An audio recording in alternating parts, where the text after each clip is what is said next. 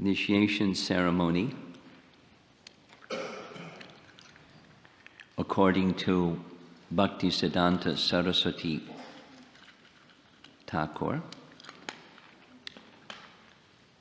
has an essence, and the essence is two things: submission and acceptance.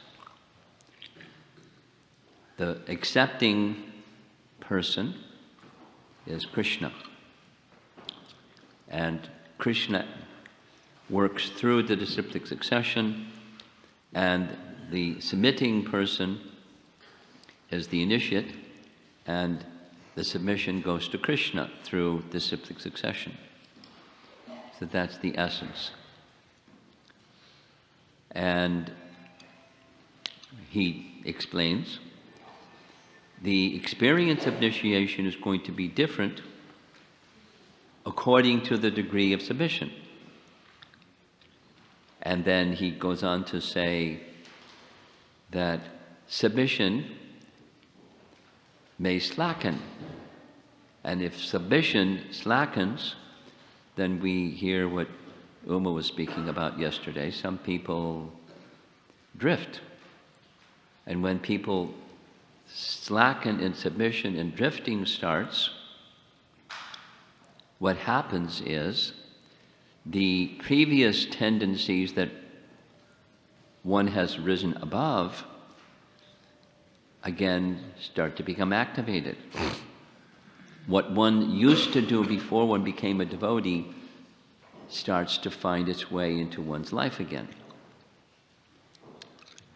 And then it's further accumulation of guna and karma, but that's the next thing that happens when submission slackens. It's like something that Prabhupada said specifically during his time. He wanted, because the Hare Krishna movement at that time there wasn't such a thing as congregation.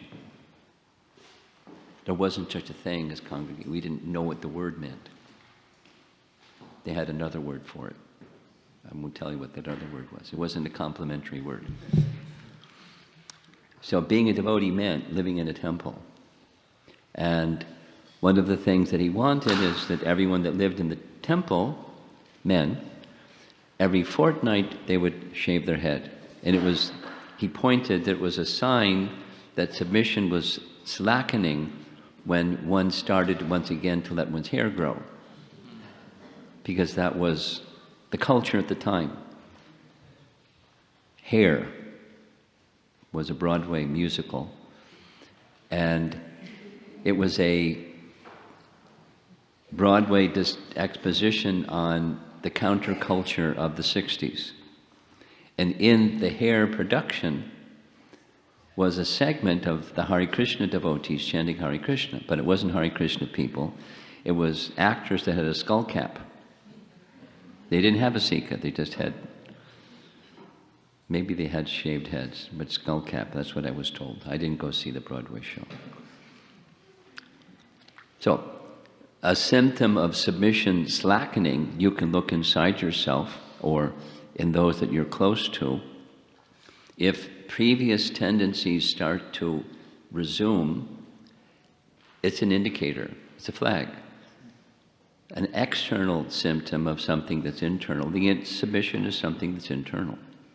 The essence of what we're doing right now is submission and acceptance, according to Bhaktivinoda Thakur. And in honor of that nice image that was behind me of yesterday, Hanuman, in honor, I think, of the Ramayana discussion that we had in October.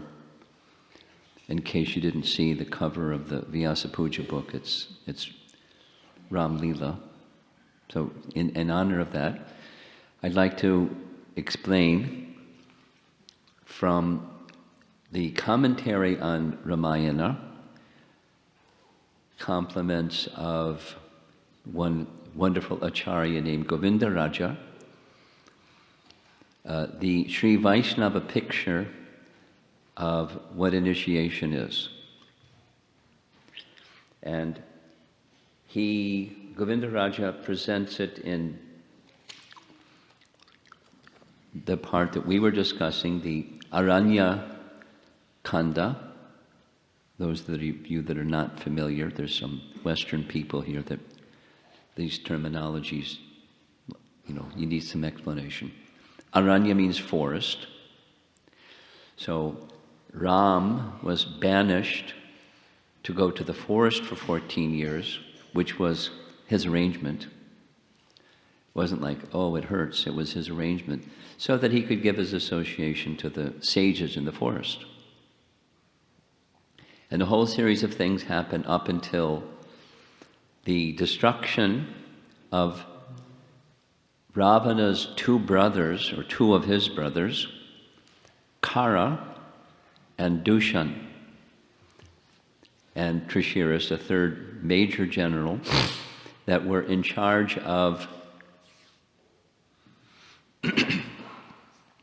an outpost, at least that's how it's translated, a foothold in the mainland of India, because the capital of Ravana was the island of Lanka, or Ceylon today. So that's where Ravana was, and to keep protection of Lanka was 14,000 soldiers.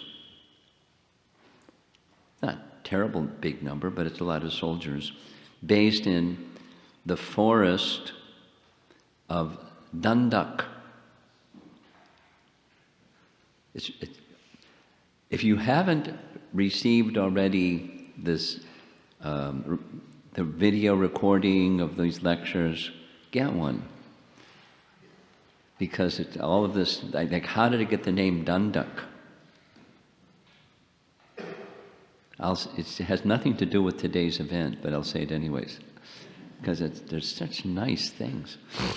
So, those of you that like to read Bhagavad Gita, in chapter 4, Krishna says, he originally taught the same knowledge of Bhagavad Gita to the sun god, Vivaswan.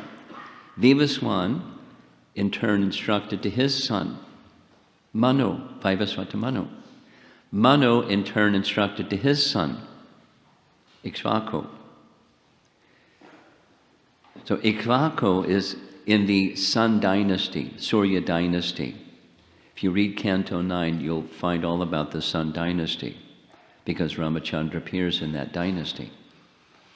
So Manu had created a palace,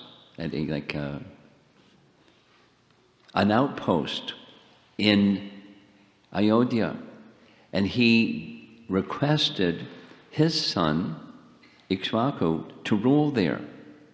So the Ikshvaku dynasty was based in Ayodhya, and Ikshvaku had a number of sons, and one of them, there's details, but he understood one of those sons would be a bad person, a dullard and sinful, and he, Ikshvaku, understood he would have to be punished, because that was an instruction that Manu gave to him.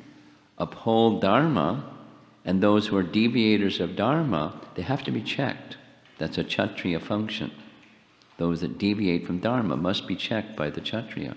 So use the rod appropriately according to Dharma only, and everything will go very nicely. So his son, he understood, would be a deviator from Dharma, so he gave him the name Danda. Danda means rod. And sometimes rods are used for chastisement, the rod of chastisement. So he gave to his son Danda an uninhabited region. And his son was really good at certain things. but he was really bad at some other things. So he built a big, like, establishment, big palace and this and that. You know, he was good at some things, and one of the things he wasn't good at was abiding by religious principles. So he, Danda, violated a woman, and he was cursed that he would die, and all of the people that were residing there would be destroyed. This sage told his own followers, vacate within 3 days because everything's going to be destroyed. And sure enough, it was destroyed. And that region took his name, Dandak forest. And during that period of time that was uninhabited, Ravana took the opportunity to send some soldiers there to make protection from a gateway that people may make entrance into Lanka. So it was like what some countries do when they have military bases somewhere else. We won't go into it.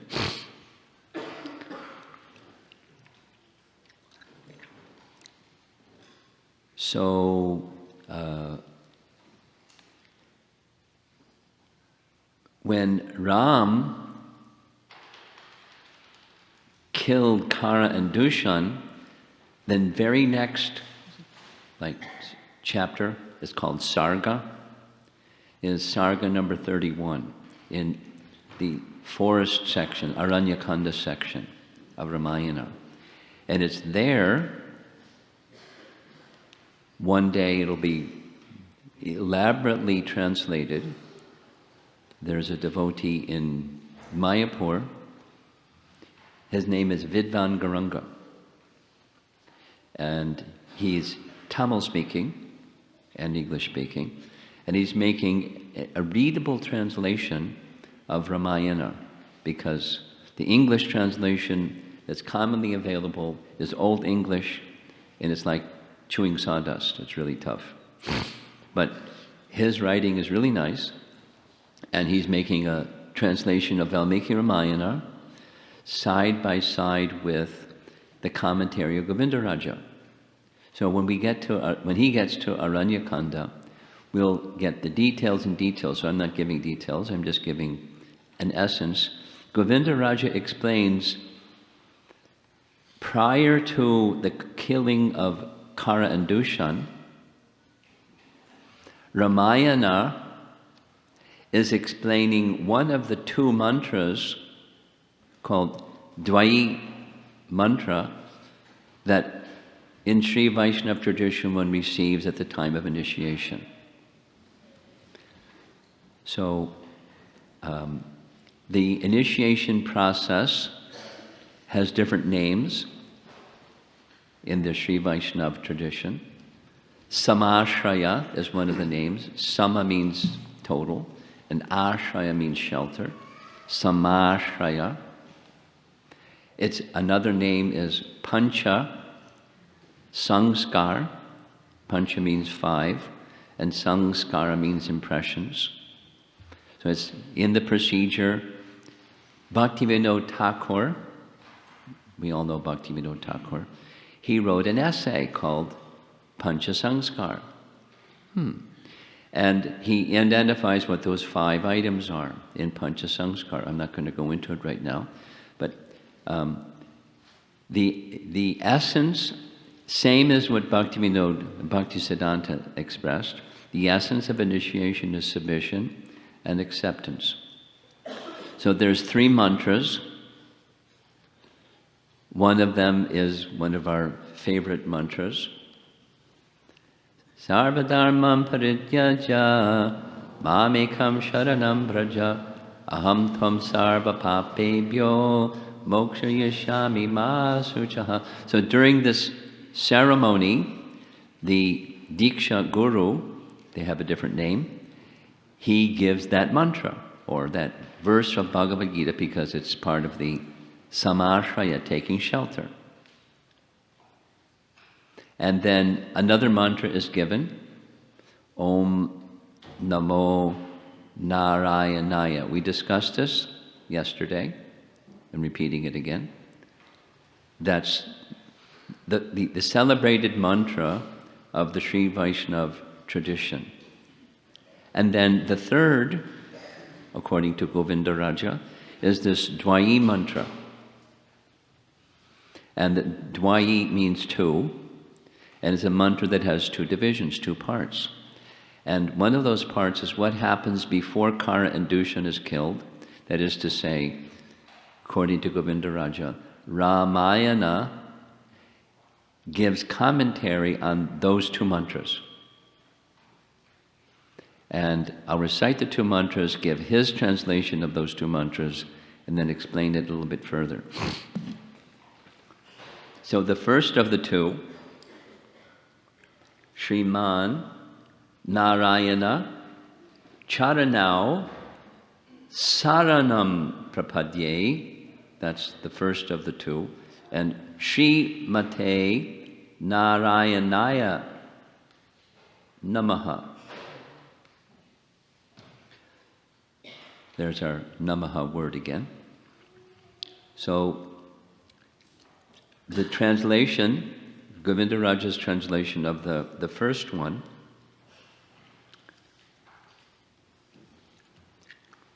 I am only hopeful of the shelter of the divine feet of Narayana, just as Sri Devi, who never leaves the lotus feet of Narayana, even for a second. I'll read it again. I am only hopeful of the shelter of the divine feet of Narayana, just like Sri Devi, who never leaves the lotus feet of Narayana even for a second, even when she was kidnapped. And then the second mantra translation, Govindaraj, may I always, in all time, place, and circumstances, render all kinds of services to Lakshmi Narayana Namaha. May I not have the feeling of doing things for myself.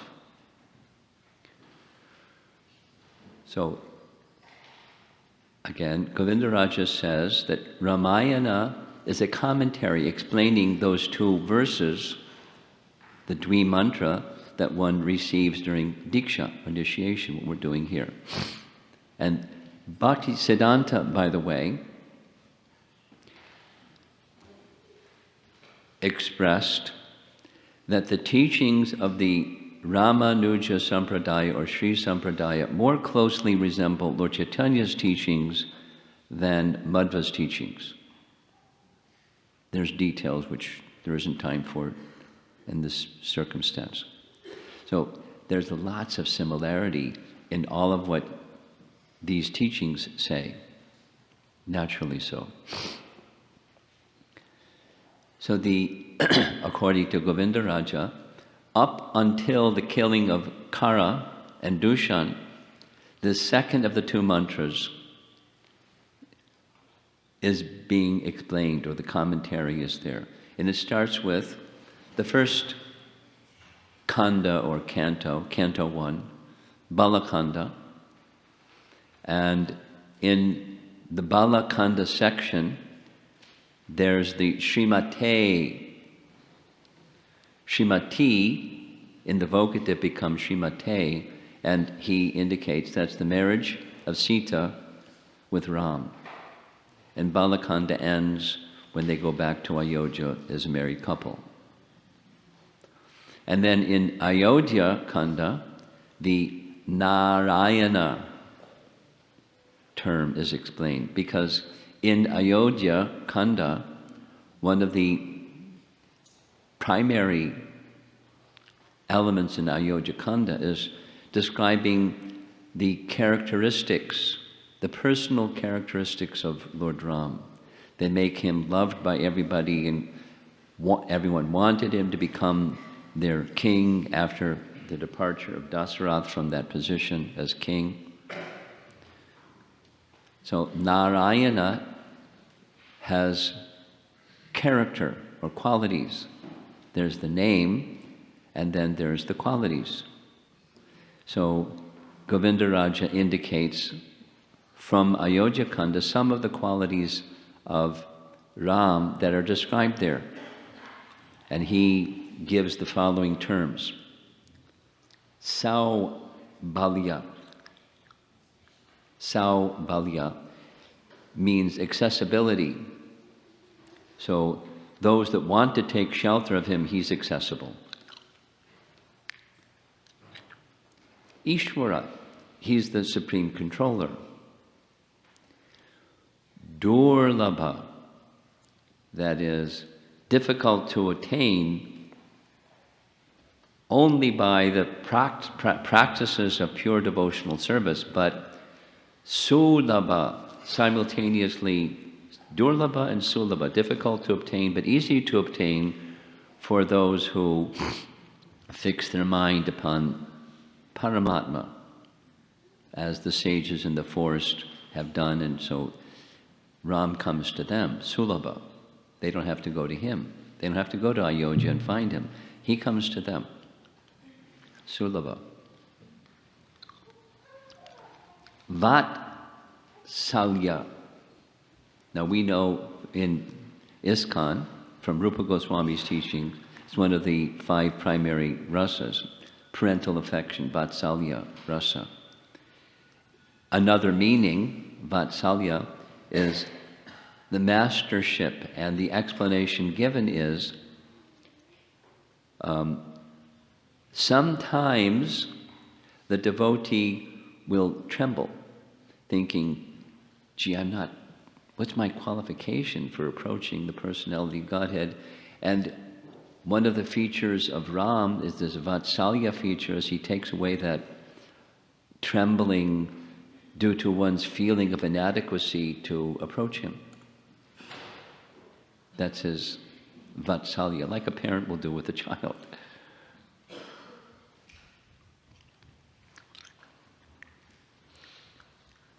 Saushilya is, he has an excellent disposition.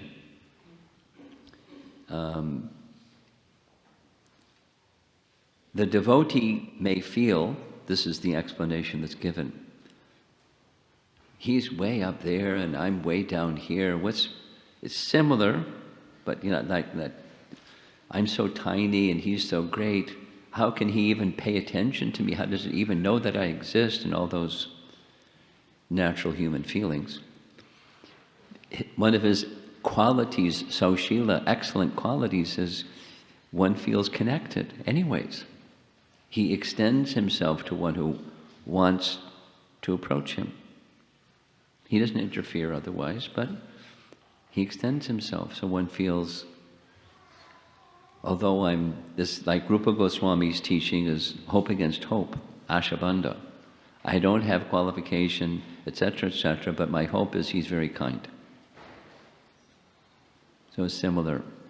So that's in Ayodhya Kanda. According to Govindaraj, Narayana is being showcased so that the reader is inspired to take shelter of him, because he is one worthy of taking shelter. And he's accessible, and he's very kind, and my trepidation is taken away by him, and the connection feeling is made available by him.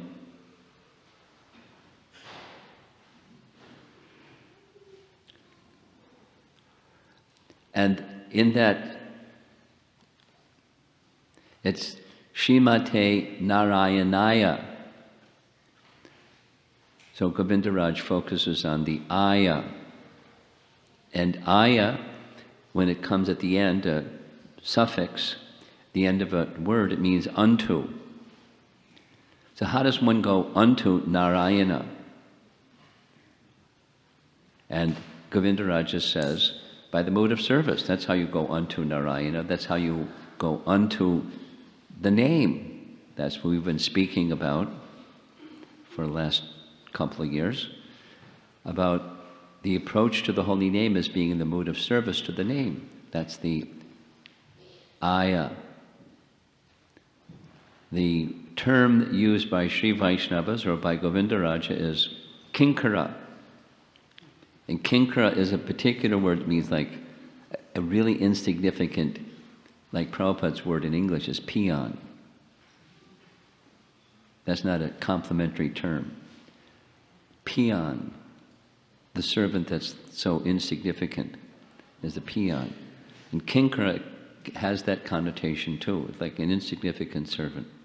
But one who has that mood of kinkara vritti, the mood of let me somehow be of service to Narayana.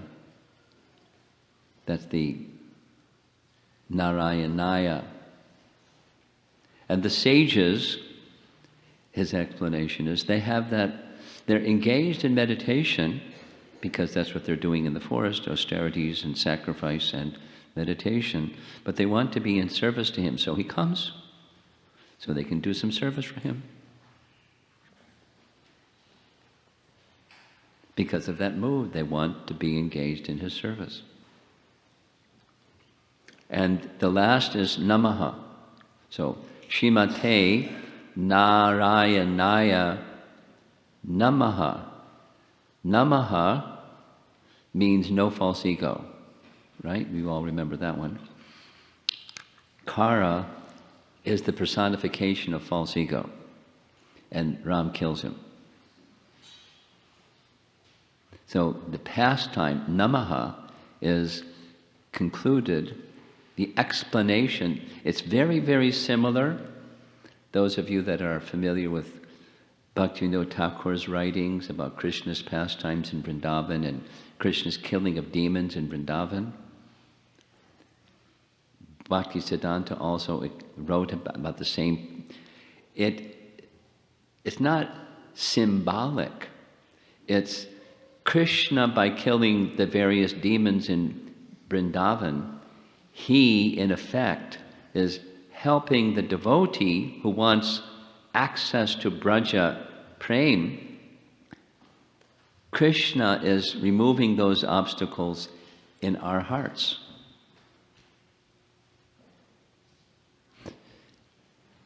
I don't know if Bhaktivinoda Thakur wrote like he wrote after reading Govindaraja's commentary, but whatever the sequence was, it's the same mood. That is, the killing of Kara and Dushan was Ram's, in effect, taking away false ego from the heart of his aspiring surrendered devotee, because that's an obstacle in taking shelter, sharanagati. So, according to Govindaraja, the killing of Kara and Dushan signifies Ramayana's commentary on that second of the Dvi mantras that initiates receive during initiation, and they're to chant on a regular basis to enter into the mood of surrender to Bhagavan. Because it's only through sharanagati or surrender to Bhagavan can you connect with him again, because we're disconnected, we're consciousness-wise are disconnected. And then comes the first of the two Dvi mantras.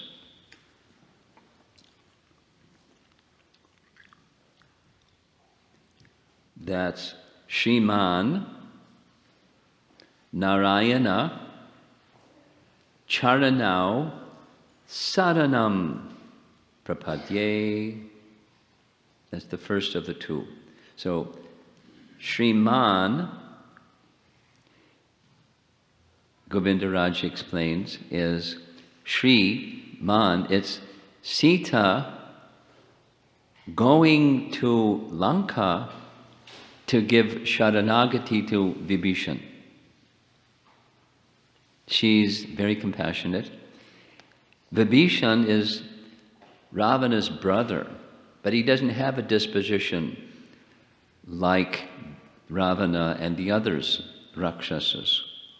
When Shuparnaka is being asked by Ram, who are you? She gives her whole little thing about who she is and lists her brothers and sisters, her brothers, And when she mentions Vibhishan, he said he's not like everybody else. He had a different disposition, and Sita, according to Govindaraj, one of the missions of Sita was to give Sharanagati to Vibhishan and his wife, and they became, that's the intermediary, they became devotees.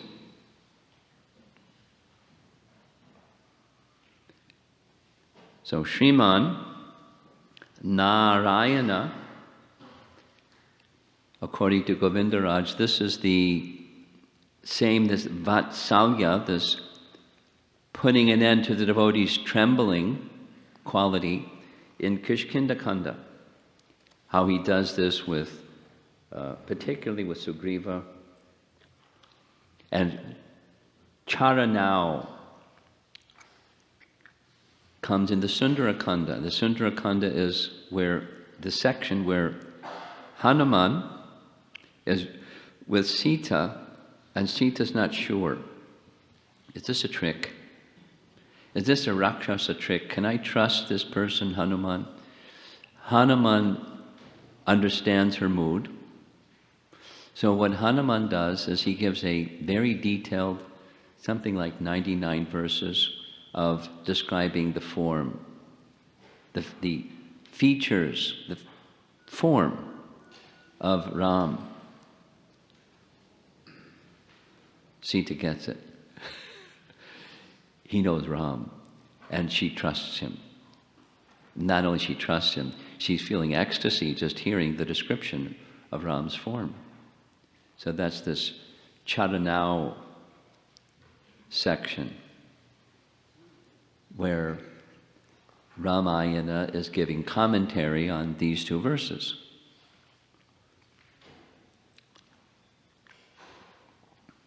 It's a detail, but in the Sri Vaishnava tradition they call this Charama Shabda.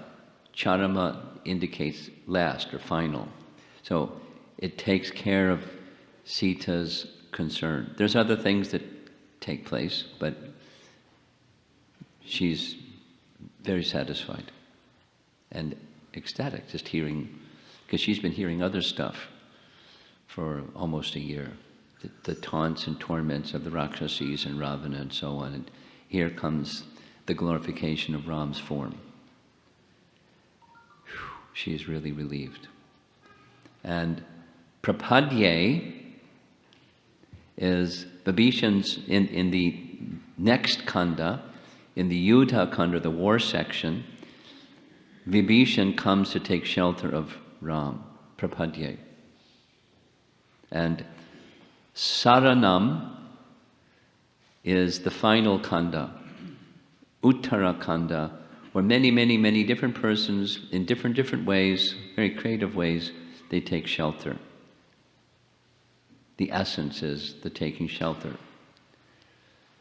So that's his explanation of these two mantras, of the sets of 3 mantras that are given at the time of Sri Vaishnava initiation, and his explanation is, of course, it's not his, it's derived from Ramanujacharya, derived from Sri Shailapurna, derived from Jamunacharya, and ultimately the Goddess of Fortune, explaining all of this through Ramayana. He's just elaborating, gathering, as he, in his own words, gathering what has already been presented in a comprehensive form. He's illuminating what Ramayana is. And it's many things, but one of the things it is a commentary on these mantras, the essence of which is Sharanagati, because it's through Sharanagati that one can reach Bhagavan. And that's what we're doing. This essence of initiation is submission. The essence of these mantras is submission and acceptance. There's reciprocation, it's not a one-sided, it's a relationship. Or as Uma was reminding me of this conversation we had long ago, the question-answer session, the essence of bhakti is relationships. Ultimately, relationship with Krishna and relationship with that which is in relation to Krishna, like his devotees and the deity and Srimad Bhagavatam and the name and the holy Dham. And it's a relationship with Krishna in various features, forms, manifestations of Krishna, and making that Krishna connection in the mood of submission and being accepted. That's our life in devotion, restoring our relationship with Krishna. That's what initiation is. It's a step.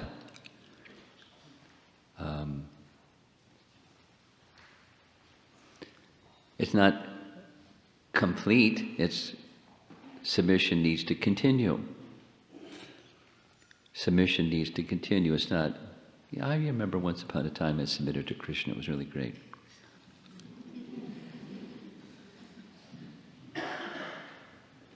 It's an ongoing process, or process, as they say in Canada. It's an ongoing process.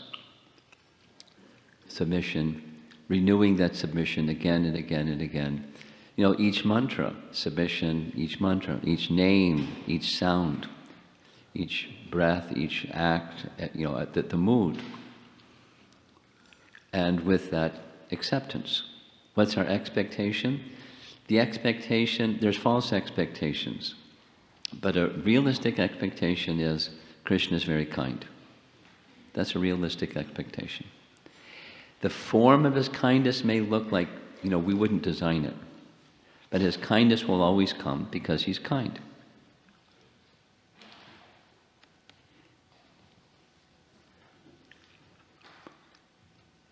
There's this nice description in the 4th canto of Bhagavatam with Prithu Maharaj. Prithu is an incarnation, and when he is installed as the king, Lord Shiva, Lord Brahma, and Vishnu all come. And Vishnu wishes to give him a benediction and ask him what he would like. And he says, like a father that knows what's best for the son doesn't necessarily know what's best for himself. He trusts that his father knows what's best for him. So similarly, whatever you feel is best, you do that. He's not saying, no, no, no. He's not saying, yes, yes, yes. And whatever is, you know is best, and whatever is best, I accept. So whenever comes our way, sometimes it looks uncomfortable. Sometimes it looks really comfortable. And, you know, that has to do with our vision. That's jaded or covered by guna and karma. We're conditioned souls.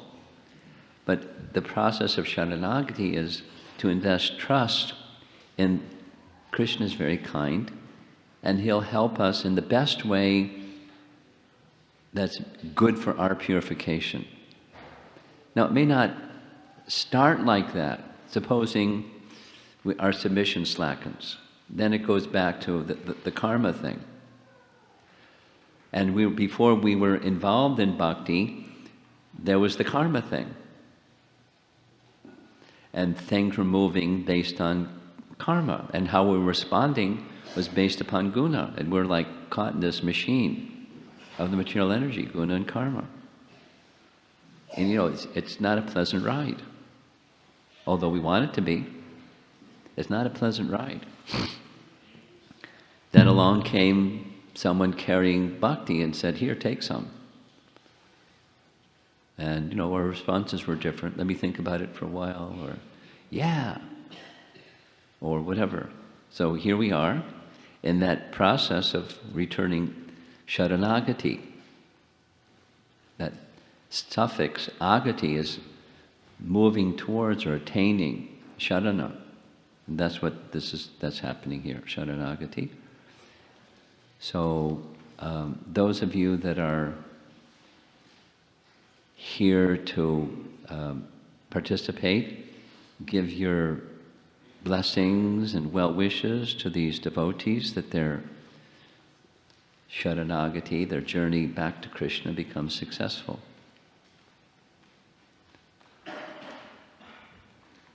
So I think we're ready now for the next thing, which is, I'm going to need somebody's help. Could you know how to get into my room upstairs? Great. On top of the Elmira, there's a bag that has the initiation beads. Going to need those. Should we do Achaman? Okay, that's great. Yeah. So we're going to do Achaman. You'll wash your left hand with water, the right. Follow me. Follow me.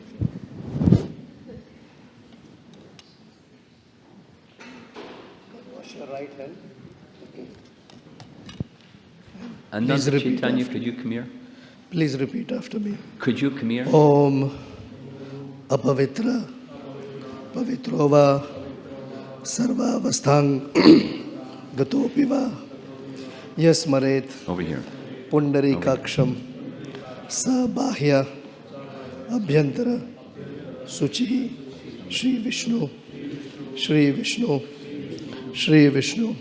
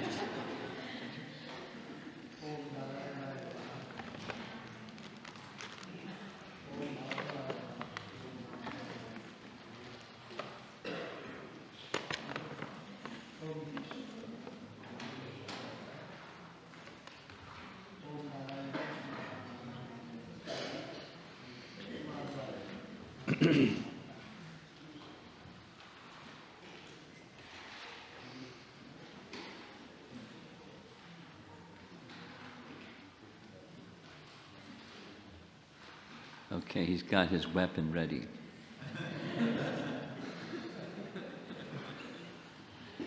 We'll start with Prakash. You come forward. Rati, you can speak something? Yes. So, obeisances before Prabhupada, please. Hare Krishna. So I have known Prakash Prabhu and his family for about 10 years, 10 to 15 years now. They live in Bloomington. His wife Purvi Mataji, and he has two lovely kids, Surabhi and Sughosh. So he has been practicing Krishna consciousness very nicely for many years. And out of the many other qualities that he has, he has a unique quality of serving the devotees very nicely. So wherever I've heard about him, Prakash Prabhu, he did this service. He has helped us and assisted us in this service. That's what I hear from many of the devotees. And one of the unique quality of Prakash Prabhu is that he consults Vaishnavas and devotees and senior devotees before he does anything, which is very unique.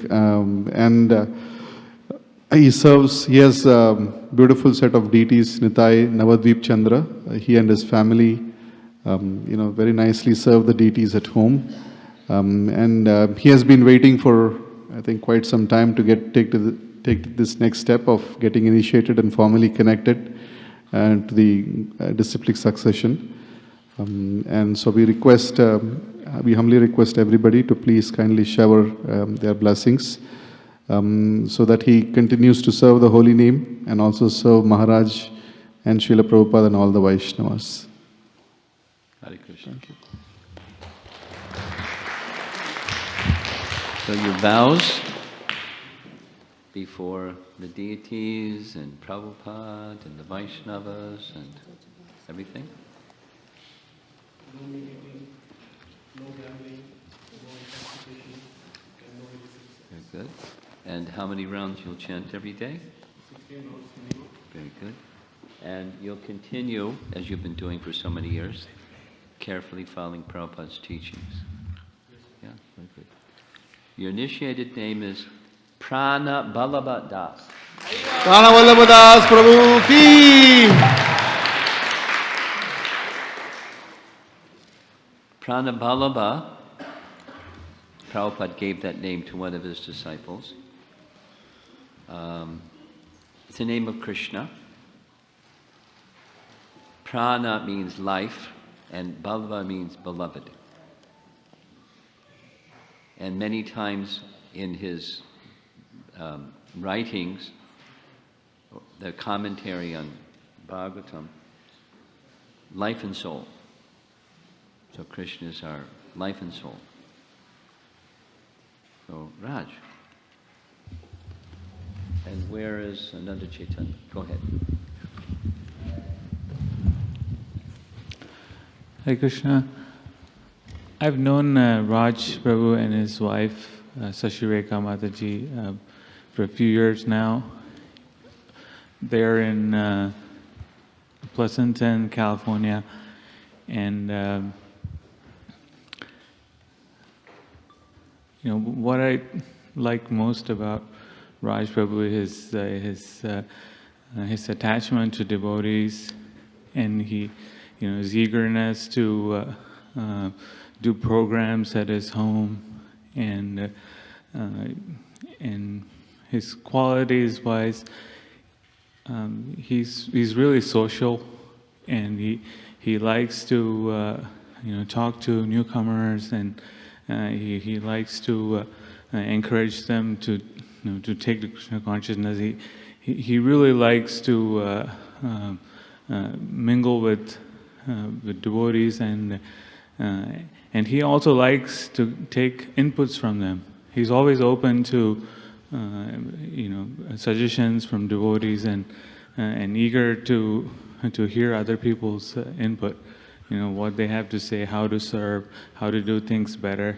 So he's really fortunate for me to have he and his wife association in California. Really wish him all the best, and really happy that he and his wife have just taken off, so fast, and their eagerness to serve will help them and serve more and more. Yes. Thanks.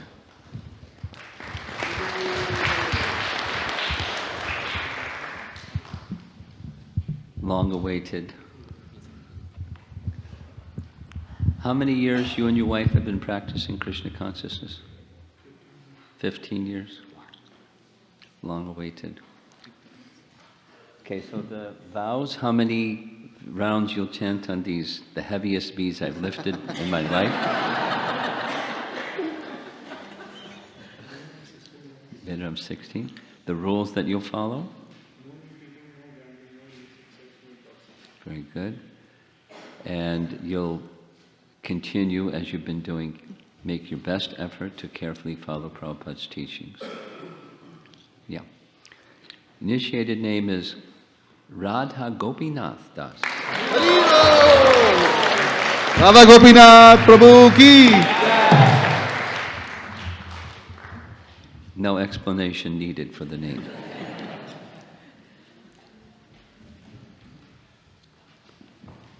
Krishnarchana, you're here? Okay, can we have the portable? Here's a portable microphone. Just raise your hand, Krishnarchana.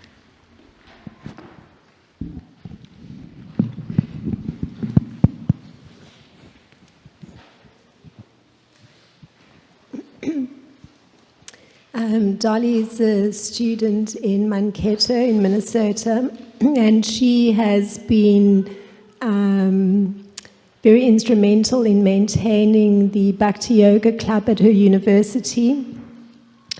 And she works under the, auspices of the university, because she receives funding for the club from the university, and also a great deal of support from a professor who oversees her activities in the club.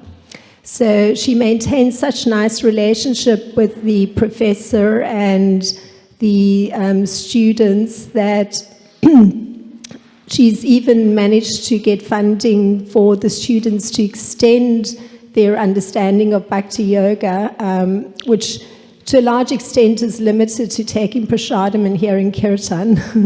But she's managed to arrange for funding so that those students extend their understanding of the Bhakti Yoga process by taking them to Gita Nagari, where Romapada Swami has made a very nice arrangement for persons interested in yoga to expand and deepen their understanding through connecting with the Bhakti Yoga process. And she's also even taken the students to New Vrindavan at their request.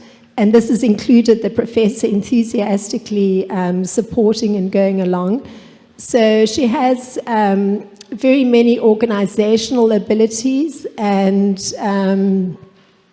she's very attuned to the cultural component of things. That's her area of study. She's studying, doing ethnic and cultural studies. So very soon she'll be graduating, but just prior to graduation, she has received an internship for 3 months to go to Hawaii and work in the offices of Tulsi Gabor, who is very inclined towards Krishna consciousness. So Dolly will soon, it's her desire to enter that field, and certainly with her very acute sense of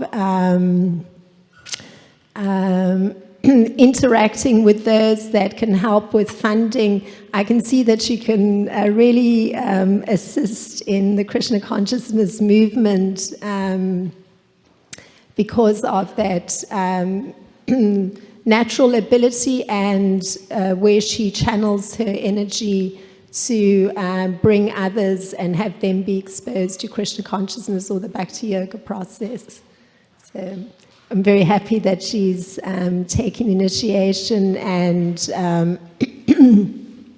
that she's committing herself to chanting every day, because there have been moments when the organizational ability gets stronger and she may push that aside for a minute, but I'm very happy she's making that very firm commitment to chanting every day and taking shelter of Romapada Swami and his guidance in her life.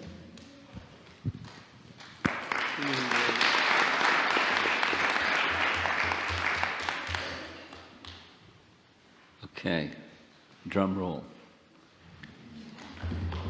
The vows.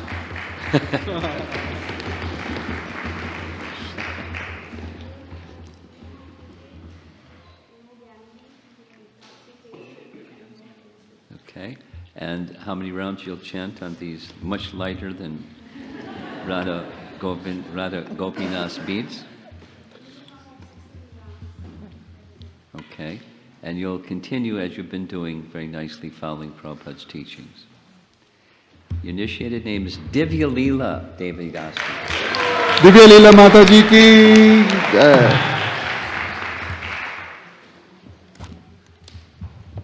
Krishna's pastimes can be known as Divya Leela. So now we'll carry on. Little kirtan.